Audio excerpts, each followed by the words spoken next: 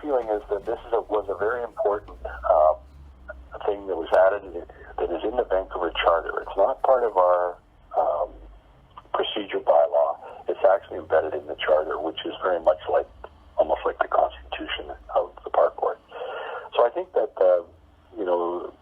very early on, there was a realization that it was really important for issues to be brought to the public, and this is one way that Assurance Act can happen. And it's used very sparingly.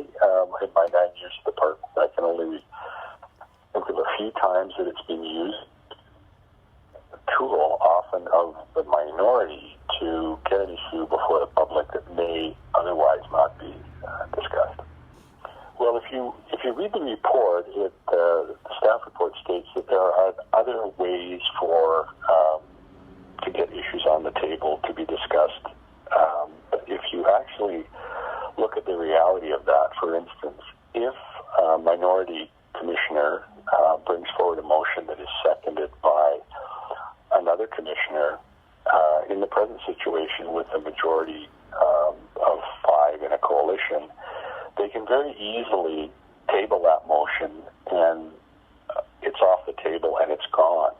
So there's no way to really get a public input into an issue. And, an example of an issue that was brought forward, for instance, at the last special meeting was the closure of Stanley Park and the change to the transportation strategy. So it was important that people were heard, and I believe that this tool is an effective one and is something we shouldn't lose. Well, I think the impact will be that once that happens, and if it happens, which is quite unusual to ask for a change in the Charter, you would have a situation where really the majority would have unfettered control.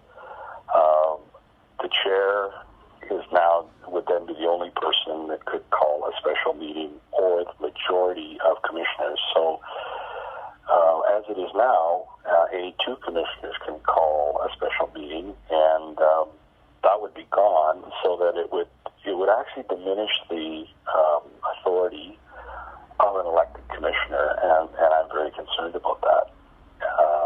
Now, the City of Vancouver operates a little differently than us. They don't have this provision.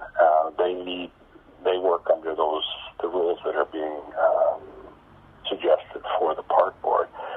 But I think the Park Board is really a different institution, and it's really close to the public, and there are issues that sometimes are really important to get out there, and I think it's important in terms of almost protecting minority rights to have the ability to do that, and I don't think there's any commissioner who would not take that responsibility seriously. So it's a big concern to me. I would say that as the longest serving, longest continuous serving commissioner on the board, and someone who has grown up. My father worked for the Park Board for 42 years. I really value the institution of the Park Board, and I think it's given Vancouver just a fantastic parks and recreation system, and often the envy of the world. And I just feel that we have to be very careful if we make changes that may appear to be convenient. And these changes will be in effect long after I'm at the Park Board. I'm more concerned about the ability of the institution to respond to the public, the ability of park commissioners to have and bring the public to the table and be able to discuss issues, even though sometimes they might be difficult issues. I just worry too much that we end up in a situation where the majority is able to almost have unfettered power.